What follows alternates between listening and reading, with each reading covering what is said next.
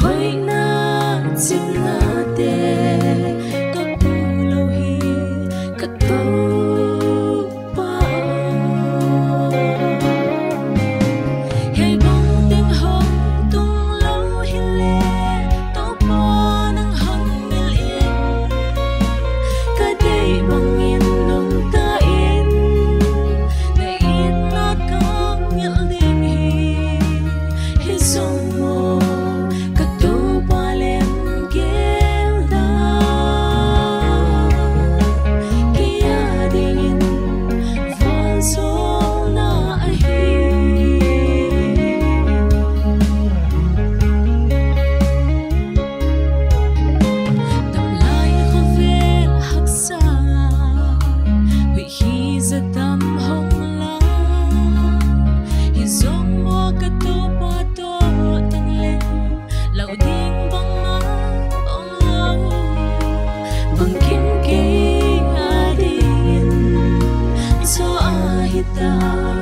cross the line.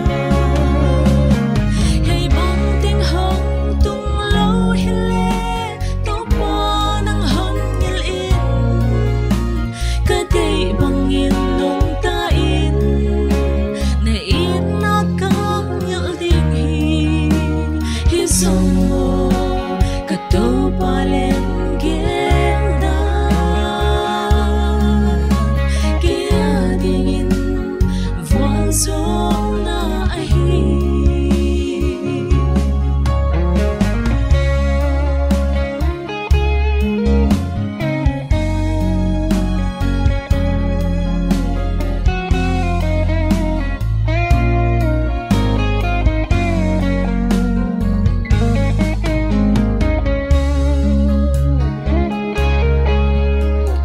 sat na ka tua te zo ka to pa the pi ngin hi ka thuốc zo lo ding hak sat na ka to pan ka thunga